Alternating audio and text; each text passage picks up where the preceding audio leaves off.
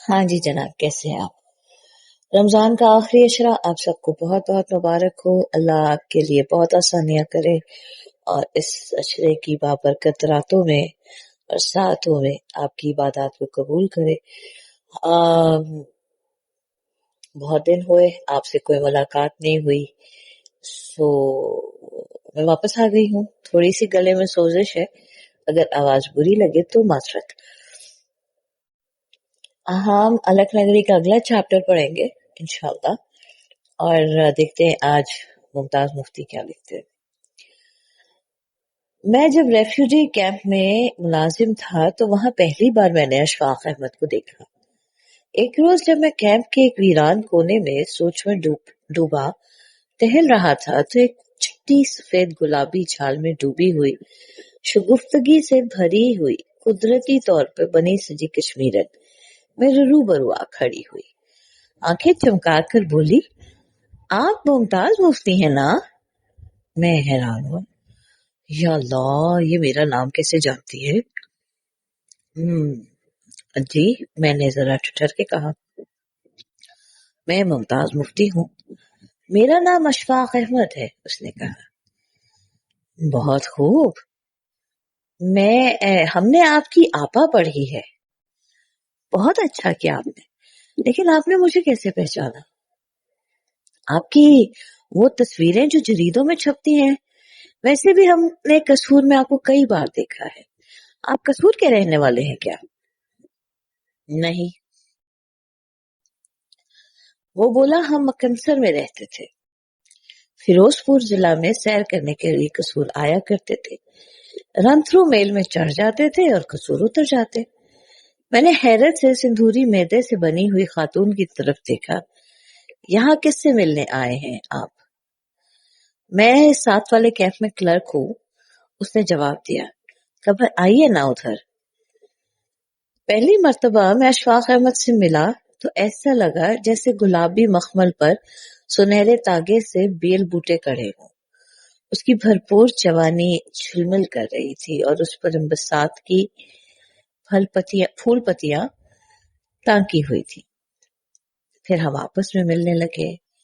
पहले इत्तफाकन बरसरे राह थे, फिर इल्तिजामन तयशुदा जगहों पर। उन दिनों अभी अशफाक अहमद नहीं बना था, अभी बनने का अमल शुरू नहीं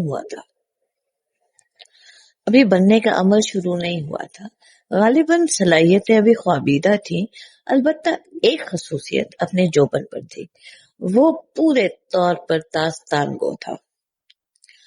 गुमान गालिब है आप शायद दास्तान गो का मफहूम पूरे तौर पर नहीं समझते, क्योंकि आपने कभी रवायती लोक दास्तान गो को तो देखा ही नहीं है, ना ही सुने हैं। रवायती दास्तान गोई में नगमा होता है, साज होता है, ड्रामा, साउंड इफेक्ट। दास्तान गो दास्तान सुनाता ही नहीं, दास्तान परफॉर्म करता है। अशफाक उन दिनों बुनियादी तौर पर परफॉर्मर था। उसे बहुत से लतीफे, कहानियां, दास्तानों के टुकड़े, ड्रामों के मुकालमे और ऐसी बीसियों चीजें याद थी। पहले वो महफिल लगाता था, लग जाती तो खुद स्टेज बन जाता और ऐसी ऐसी परफॉर्मेंस देता कि महफिल बाग बाग हो जाती। अशफाक की बातों में तफसीलात की चाशनी थी, बात में तफसीलात की फूल पत्तियां टांगता, साथ ही उसकी शख्सियत से इनबसात की फुआल उड़ती, यूं उड़ती जैसे फवारा चल रहा और वो भिगो कर रख देती। फिर एक रोज़ अशफाक मुझे अपने दोस्त जूबी के यहाँ ले गया। जूबी जाना पहचाना मुसव्विर और बुत तराश था। उसके निगार खाने में तरह तरह के नक्श थे, अदीबों और फनकारों के मुजस्समे थे, लकड़ी से बने हुए गोरख धंधे थे, जिन्हें देखकर दिल की निचली मंजिलों में कुछ कुछ होता था। क्या होता था मुझे समझ में ना आया, क्यों होता था ये तो खैर दूर की बात थी। मुझे इस बात का मुबहम शऊर था कि कुछ होता है, ऐसे होता है जैसे गहरी नीली साकिन झील में कोई पत्थर फेंक दे। एक तरफ जहाजी तस्वीरों की कतार लगी हुई थी, उधर खालिक था جو سورج کی شعاع سے رنگ اخذ کر کے کائنات کو رنگوں سے ترتیب دے رہا تھا۔ ادھر ماں کی کوکھ پھیل پھیل کر کائنات کو احاطہ کیے ہوئے تھی۔ پاس ہی تقاضائے نسائیت کی مستی سے سرشار عورت کے جسم کے بند بند سے خواہش کی پھوار پھوٹ رہی تھی۔ وہاں کھڑا میں پھٹی پھٹی آنکھوں سے دیکھتا رہا، یوں دیکھتا رہا جیسے اندھا پہلی بار دیکھ رہا ہو۔ میرے جوتوں میں گویا میخیں ٹھک گئی۔ جسم کی ساری زندگی آنکھوں میں سمٹ آئی۔ ساری کائنات حیرت میں لپٹ گئی۔ حیرت اس میں لذت تھی، گہرائی تھی، فرحت تھی۔ زوبی ایک خوش باش نوجوان تھا، کم گو تھا لیکن بات میں پھول جھڑی تھی۔ چھوٹا قد، گھٹا ہوا جسم، پیچکس آنکھیں، وہ بلا کا ذہین تھا، لیکن خد و خال ایسے تھے کہ ذہن کی چمک منظر عام پر نہیں آتی تھی۔ رنگین مزاج تھا لیکن چہرے پر بے نیازی کے ڈھیر لگے تھے، اتنے ڈھیر کہ جمود کا شبہ ہوتا، لیکن جب وہ بات کرتا تو چہرے کے بند دروازے کھل جاتے، بے نیازی کا گردہ اڑ جاتا، کچھ ایسا منظر بدلتا جیسے کالی گھٹائیں بجلی لہراتی لیکن کڑک پیدا نہیں ہوتی تھی، چونکہ وہ مدھم سروں میں بات کرنے کا عادی تھا۔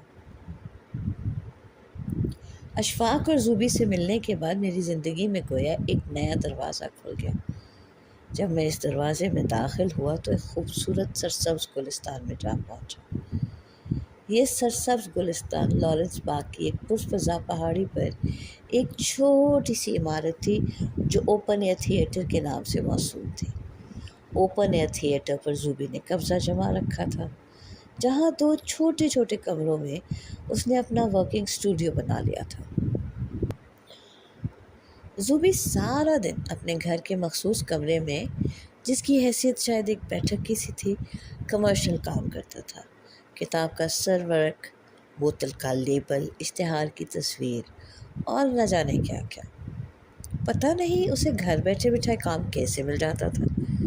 حیرت کی بات تھی، اس لیے کہ وہ سمجھتا تھا کہ کام وہ ہوتا ہے جو چل کر گھر آئے، وہ نہیں جسے حاصل کرنے کے لیے کہیں چل کر جانا پڑے۔ زوبی نے فیصلہ کر رکھا تھا کہ وہ کنواں ہے، پیاسا نہیں۔ حالانکہ اس کے پاس پیسے نہ تھا، نہ بینک تھا، نہ بیلنس تھا، نہ پیسہ تھا، اس کے باوجود اسے کل کا فکر نہ تھا۔ روزانہ بیٹھے بٹھائے زوبی کو ایک نہ ایک کمرشل کام مل جاتا تھا، جو وہ بڑی آسانی سے 1-1.5 گھنٹے میں مکمل کر دیتا، جس کے بعد اور جس کے عوض وہ 60-65 روپے کما لیتا تھا۔ حالانکہ مارکیٹ میں وہ کام 25-30 روپے میں ہوتا تھا۔ زوبی کا دوسرا اصول یہ تھا کہ مہنگا بیچو، خریدار کو خاطر میں نہ لاؤ، کوری بات کرو اور پھر بے نیاز ہو جاؤ۔ زوبی کو پیسے کی جس قدر شدت سے ضرورت ہوتی، اسی قدر وہ گاہک سے بے اعتنائی سے پیش آتا، معاوضہ بازار سے دگنا مانگتا اور کسی صورت میں گاہک کو تیار شدہ اسکیچ بھجوانے یا پہنچانے کا ذمہ نہ لیتا۔ مجھے زوبی کی باتیں عجیب لگتی تھیں۔ اقتصادیات کے اصول جو میں نے BA میں پڑھے تھے، زوبی کے کاروباری اصولوں کو دیکھ کر ایک ایک کر کے یوں جھڑکے جیسے خزاں میں پتے۔ ہاں تو دن بھر زوبی گھر کی بیٹھک میں کمرشل کرتا، شام کے وقت وہ مال روڈ پر واقع نگار خانے میں چلا جاتا، پھر وہاں سے سیدھا اوپن ایئر تھیٹر میں پہنچتا، جہاں اشفاق اور میں پہلے سے موجود منتظر ہوتے۔ پھر ایک ہنگامہ برپا ہو جاتا، مسرت اور انبساط کا ہنگامہ، جیسے سوڈے میں نمک ڈال دو تو بلبلے اٹھتے ہیں، ویسے ہی اس اکھڑ سے بلبلے اٹھتے، قہقہے لگتے، باتوں کے تار بندھ جاتے۔ اشفاق اپنی ڈگڈگی اٹھا کر میدان عمل میں آ جاتا، سنہری باتوں کے غبار بھرے ہوئے ہوا میں اڑتے، چٹپٹی لذیذ تفصیلات کے پکوڑے تلے جاتے، جاذب توجہ کلوز اپ، دل نشیں تفصیلات، نقلیں، عکس، قصے کہانیاں، لوک کتھائیں، حتیٰ کہ اوپن ایئر تھیٹر واقعی تھیٹر بن جاتا۔ کہکہے گونجتے، تالیاں بجتی लॉरेंस बाग का सब्जा और भी सब्ज हो जाता, फूल सर उठा उठा कर मुस्काते। इस बसात का सरचश्मा अशफाक अहमद था। ज़ुबी की शख्सियत का एक और पहलू मेरे लिए बाइस हैरत था। नफ्सियात और जिन्स में मैं ख़ुद को बड़ा लाडू खान समझता था, और अक्सर औक़ात जब महफ़िल में औरत की बात छिड़ जाती तो दफ़ातन में महसूस करता जैसे मुझे तख्त पर बिठा दिया गया हो और लोग मुझे मूर्छल करके। फिर मैं इस मौजू पर हतमी अंदाज से बात करता, यूँ जैसे मिस्त्रियों के मजमे में कोई फ़ॉरेन ट्रेंड इंजीनियर आ गया।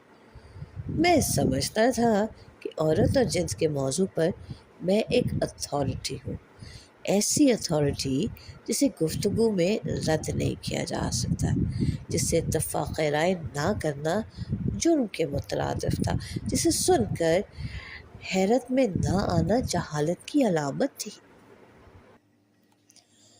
औरत और जिन्स के बारे में मेरी शाहनशीनी उस वक़्त तक कायम रहती जब तक कोई जीती जागती औरत रूबरू न आती।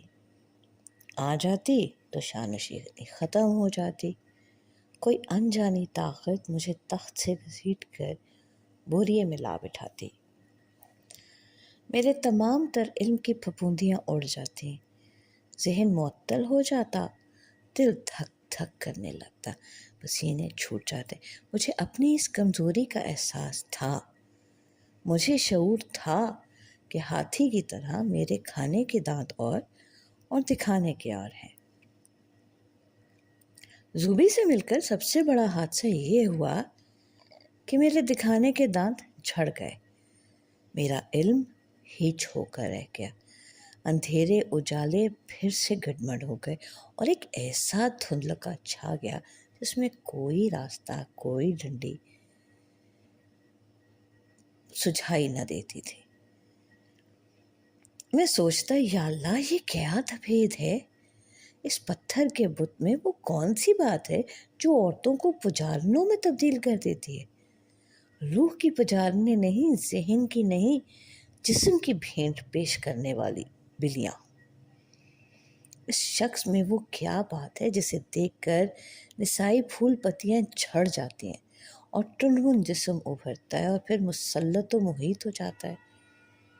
अशफाक को जिन्स से चंदा दिलचस्पी नहीं थी, अलबत्ता निसाइयत के लिए कशिश ज़रूर थी, वो भी मुँह ज़बानी, दूर दूर से। अशफाक सिर्फ उसकी तरफ मुतवज्जा होता था जो परे हटकर बैठती थी, उसे गुदगुदाने की कोशिश करता जो बात करने से गुरेज करती थी, उसमें दिलचस्पी लेता जो हया के दुपट्टे में लिपटे जाती। आगे बढ़कर बात करने वाली, भड़क कर चलने वाली और ख़ुद को नशर करने वाली से वो खौफ सता था। कोई बढ़कर मैदान में निकल आती या उसके अंदाज से शुबा पड़ता कि मैदान में निकल आएगी तो अशफाक मैदान छोड़कर भाग जाता।